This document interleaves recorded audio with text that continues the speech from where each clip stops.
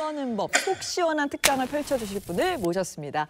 머니 트레이너 김경필님 모셨습니다. 어서 오세요. 어서 오세요. 반갑습니다. 와, 오랜만에 뵙습니다. 와, 007 가방? 비법이 들어있나 봐. 돈 들어있는 거 뭐야? 비밀스러운 게 뭐가 있을 것 같아요. 들어있는 거예요. 네. 달러가 막 들어있는 거 아니죠? 네, 반갑습니다. 저는 돈으로 혼쭐 내는 남자, 물가 폭등 시대, 네. 정신 똑바로 차려야 살아납니다. 오. 수익률보다는 안정성이 가장 중요하다. 저축을 할 때 본인과 재미있는 게임을 하듯이 하라.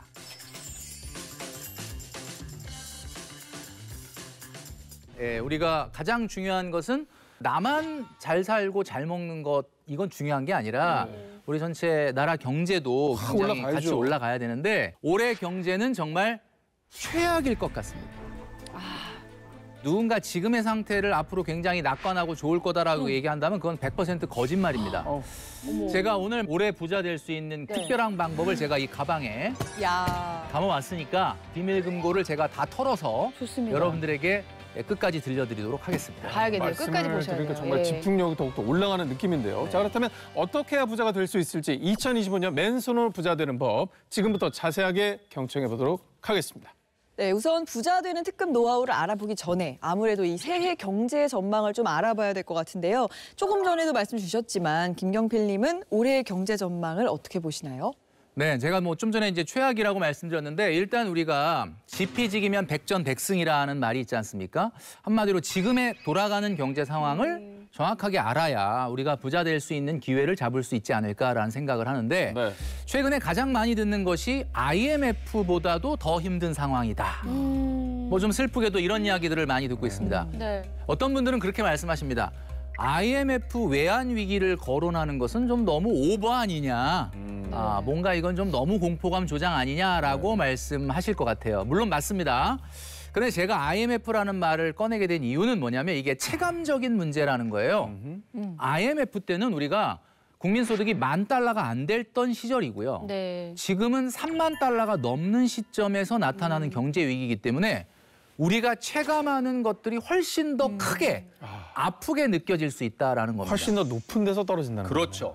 한마디로 얘기해서 IMF 때는 사실 우리가 병으로 얘기하자면 급성 질환 같은 거예요. 갑자기 응급실에 실려간 겁니다. 네. 그러다 보니까 수술을 하게 되고 곧 진정을 하게 되고 그러니까 한마디로 뭔가 상황이 리셋이 되는 어떤 위기 속에서 기회가 될 수 있는 상황이었다면 지금은 급성 질환보다는 만성 질환에 가깝다. 만성 질환은 병원에 갔는데 딱히 뭐 해드릴 게 없어요. 그냥 약 드시면서 견디셔야 돼요. 최악이다. 라고 이야기하는 것이 더 굉장히 부담스럽다라는 이야기입니다. 그러니까 일시적인 어려움이 아니라 마치 그 만성 질환처럼 맞아요. 지속적인 고통을 감내해야 하는 상황이다. 그래서 IMF보다 더 힘들다. 뭐 이런 말씀을 하시는 것 같아요. 맞습니다. 네. 무엇보다도 우리가 환율이 올라간다라는 게 우리한테 어떤 고통을 주냐면 우리가 환율이 올라가게 되면 결국은 외국에서 수입하는 에너지뿐만 아니라 모든 것들의 가격이 올라가기 때문에 네. 물가가 굉장히 높습니다. 자, 붕어빵. 겨울에 아주 빼놓을 수 없는 간식이죠. 자, 그런데 이게 한 5년 전만 해도 좀 한 1,000원에 한 2개, 3개 주는 집이 있었거든요.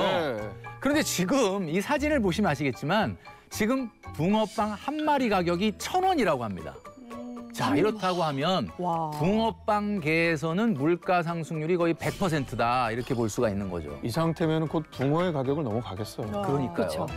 이렇게 물가가 계속 높으면 실질 임금이 올라가지 않고 오히려 떨어지는 효과가 있기 때문에 물가는 물가는 올라가는데 내 월급은 똑같다. 그러니까 그러니까 받는 액수, 찍힌 액수는 같지만 그죠. 구매력이 떨어지니까. 그러니까 2024년도 한국 경제가 코로나나 IMF 때보다 훨씬 어렵다라고 얘기하는 이유는 좀 전에 말씀드렸던 것처럼 물가에 대한 문제도 있지만 현재 우리나라의 가계 대출이 곧 1,900조를 넘어갈 예정입니다. 그리고 자영업자 대출도 지금 400조에 육박하고 있고요. 이런 것들이 소비 심리를 더 어렵게 만들면서 지갑을 못 열게 하는 그런 상황입니다. 선생님, 근데 저는 네. 우리 뭐 전문가님들이 늘 나와서 말씀하시지만 경기가 어떤가 하면 좋습니다. 한 번도 못 들어봤거든요. 그러니까요. 매년 위기다, 맞아, 매년 맞아. 최악이다, 뭐 맨날 안 좋다라고 하는데 자 그렇다면 올해가 진짜 위기라고 볼 수 있는 어떤 포인트가 있다면 그 이유가 있다면 어떤 건지 좀 말씀해 주시겠어요? 맞아요. 지금 이재 씨가 얘기한 것처럼 네. 올해 경기가 가장 안 좋고 올해 독감이 제일 독하고 맞아요. 올해 겨울 추위가 제일 제일 심하다. 춥고. 뭐 이런 이야기는 지금 우리가 해마다 듣고 있는데 이게 왜 진짜 우리가 생각보다 심각한 위기냐면 우리가 위기인데 위기를 잘 모르는 게 진짜 위기라는 거죠. 우리가 어렸을 때 그 우리 시청자분들도 많이 들어보셨겠지만 개미와 배짱이라는 이솝우화를 누구나 다 읽어봤잖아요. 알죠. 네. 뭐 내용이 뭐 개미는 여름날에 겨울이 올 걸 대비해서 열심히 일하고 먹이를 구하고 하죠. 그런데 배짱이는 노래 부르면서 그냥 한가하게 보냅니다. 하고 싶은 대로 하고 살자고. 하고 싶은 대로 하죠. 네. 이 이솝우화가 말이죠. 네. 근본적으로 완전히 잘못된 겁니다. 놀고 먹고 하려고 하는 사람들은 당연히 잘 안 되고 이거는 너무 당연한 이치 아닌가요? 혹시 뭐 잘못된- 배짱이가 뭐 코인을 했다거나 이런 식으로 로또에 당첨됐거나. 얘기를 하시려는 거 아니죠? 그런 그래서 인생 반전이 있었으면 좋은데 그건 아니고 예, 예. 배짱이는 말이죠. 여치과에 속하는 한 해살이 곤충입니다. 1년밖에 못 산다. 1년밖에 못 살아요. 그러니까 한마디로 봄에 태어나고 가을에 알 낳고 죽고 겨울 전에 내 생애가 끝날 거라는 자기 생애를 정확하게 알고 있었던 겁니다. 현명하네. 자, 그러나 개미는 겨울을 맞이해야 되기 때문에 열심히 일한다라는 거죠. 그러니까 무슨 이야기냐면 개미도 배짱이도 자기의 인생 가운데 어떤 생애가 다가올지 알고 미리 대비를 했다라는 거예요. 자, 그런데 인간인 우리가 개미하고 배짱이만도 못하게 우리 인생에 어떤 겨울날이 올지를 모르고 돈 관리를 안 한다면 이건 상당히 문제가 있고 이건 심각한 위기를 불러일으킬 수 있기 때문에 우리가 배짱이처럼 한 해살이는 아니거든요. 저 심지어 우리 이제 100세 시대잖아요. 그러니까요. 갑자기 좀 위기감이 확 드는 것 같은데요. 이 만성이 된 경제 위기 속에서 그러면 저희가 어떻게 맨손으로 부자가 된다는 건지 궁금한데요. 네. 자, 그런데 이 위기가 기회라는 말씀들은 많이 들어보셨죠? 위기의 순간에도 돈을 벌 수가 있어요. 제가 위기 속에 희망을 찾는 방법을 지금부터 알려드리도록 하겠습니다. 아까부터 알려주신다고 그 앞에 올려놓으시고 그러니까. 계속 말씀을 하시는데 네. 제가 볼 땐 지금 빨리 열어서 맞아요. 그걸 알려주시면 그럴까요? 어떨까? 집중이 좀 안 됩니다. 네. 이것 때문에. 예. 자, 그러면 이제부터 제가 하나씩 풀어드리도록 하겠습니다. 이 가방 안에 무엇이 들어있느냐 하면 말이죠. 자, 주목해 주세요. 뭐야? 뭘까? 뭐야? 배짱이야? 무슨 인형도 의미예요? 있고. 돈이다. 신박한 게 들어 있어요. 오, 현금. 가짜 돈이죠? 현금인데 얼굴이 네. 제대로 안 보여. 모형. 그리고 인형인데요. 네. 쉬고 있네. 네, 쉬고 배짱이처럼. 휴식 중인 인형. 아, 그다음에 야, 요거. 야, 요 두 분의 야. 또 행복한. 올해 결혼을 하라는 거. 우리 결혼 사진이 있어. 자, 2025년도에는 말이죠. 부자가 되기 위해서 이 세 가지 중에 딱 한 가지만 빼고는 없애셔야 됩니다. 한 가지를 빼고 없애라. 그럼 그러니까 두 휴식이요. 가지를 없애야 되는 거죠. 다 휴식. 알겠는데 돈과 휴식은 알겠는데 이건 무슨 의미예요? 근데 제 입장에서 이걸 빼기는 좀 이 자리에서 그렇죠. 빼긴 좀 그래서 각각이 저는 그럼 요거는 결혼 남기겠습니다. 요거 두 개를 빼야 된다. 저는 휴식을 빼야 될 근데 것 같아요. 각각 뭘 의미하는 건지 좀 설명해 주시면 좋을 것 같아요. 자, 그럼 이제부터 제가 이 중에서 없애야 하는 것부터 차례대로 하나씩 설명을 해드리도록 하겠습니다. 제일 먼저 버릴 것은 말이죠. 이게 돈이죠. 자, 그런데 이게 가짜 돈입니다. 가짜 돈. 지금 보시면 아시겠지만 바로 가짜 돈, 빚을 없애야 합니다. 자, 어려울 때는 말이죠. 무조건 빚부터 갚아야 합니다. 자, 제가 얼마 전에 문자를 은행에서 받았는데 제가 마이너스 통장이 있는데 안 쓴 지가 오래됐거든요. 그러다 보니까 7.2%인 금리를 7.1%로 깎아주겠다. 금리가 이러면서 차이가 문자가 큰 차이가 없어요. 왔어요. 금리 높다. 그러니까 그래도 깎아준다는데 약간 혹하지. 그러죠.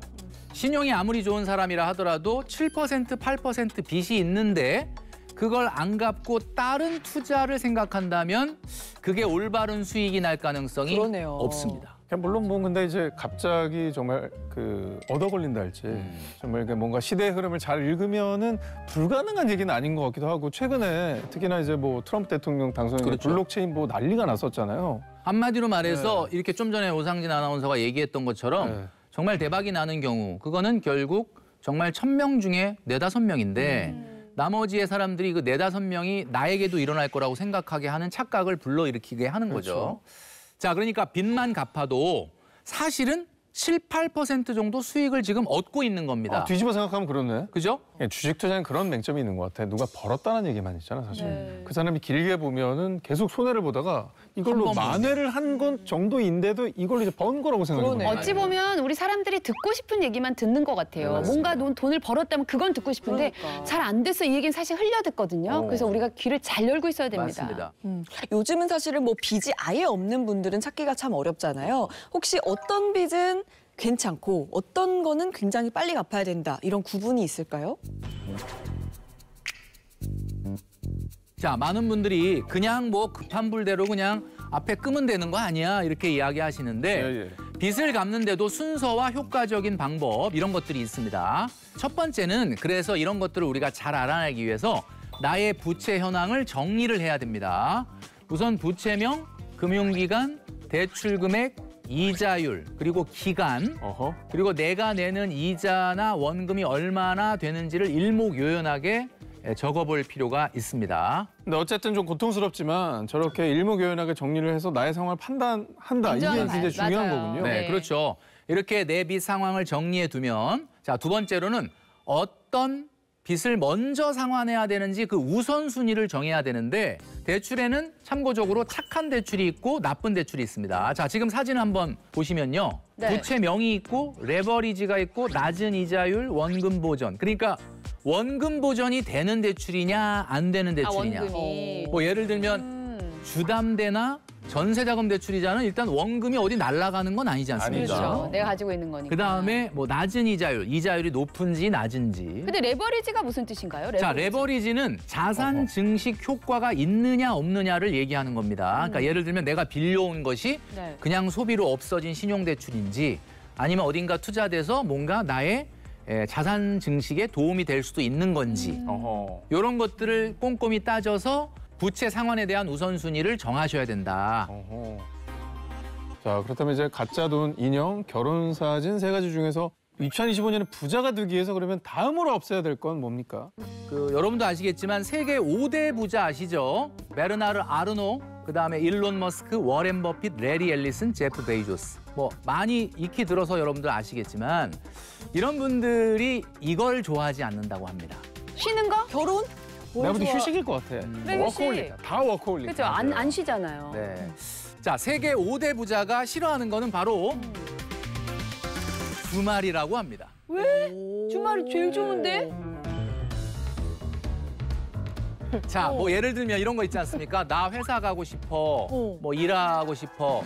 예를 들면 일요일 날 저녁에 네. 갑자기 내일 나가서 회사 가서 일할 생각에 가슴이 설레서 잠이 안 온다. 뭐 그런 이런 사람은 현상이 근데 거의 발생하면 없잖아. 좋겠는데 반대로 일요일 날 저녁만 되면 가슴이 답답하다. 또 뒷목이 뻣뻣하다. 이런 분들 같은 경우는 네.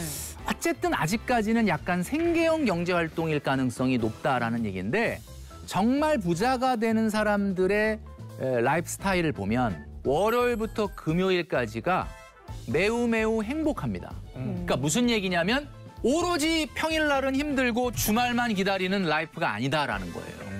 젊었을 때 일론 머스크 같은 경우는 일주일에 100시간을 일했다는 얘기도 있는데 자기가 즐겁지 않다면 절대 못하는 거거든요.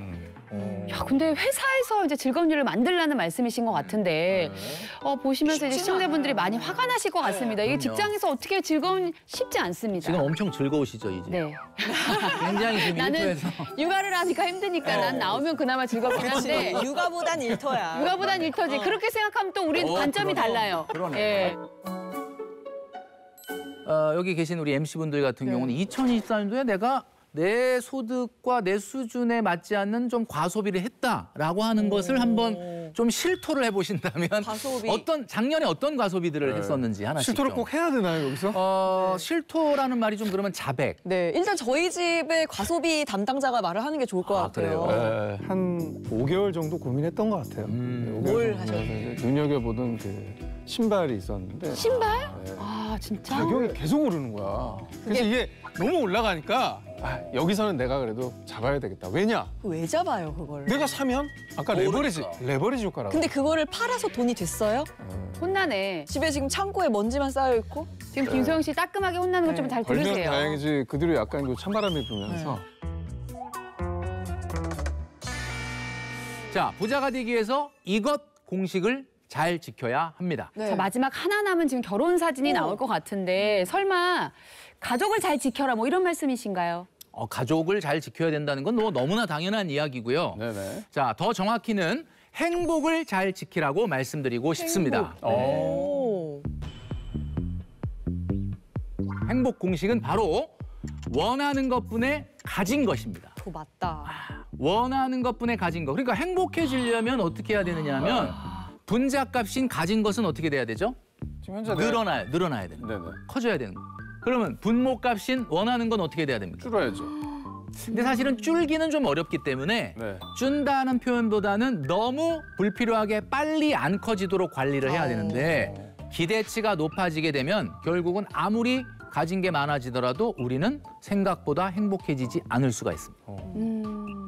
아니 근데 제가 그 아까 저 공식에다가 한번 대봤어요. 저는 사실은 원하는 것은 제가 사실 이제 결혼하고 싶어서 남편을 원했지만 가진 것은 남편과 아이들을 가져서 사실 저는 이제 행복을 분자값이 훨씬 네, 크네. 분자값이 커요. 그래서 이미 저는 옛날보다 많이 행복하다라고 생각을 했는데 그 생각의 차이라는 걸 다시 한번 느꼈어요. 만약에 제가 여기다가 원하는 것은 뭐 예를 들어 건물주야. 근데 가진 거 건물이 없잖아요. 그럼 불행하잖아요. 맞아. 예를 들면 이재 씨가 지금 어떻게 보면 우리 시청자분들에게 네. 정확하게 이 공식을 설명해 주신 그래요? 거예요. 저는 그 생각을 계속 이게 지금 뭐냐면 했어요. 네. 지금 생각하기에 따라서 네. 다른 거 아니겠습니까?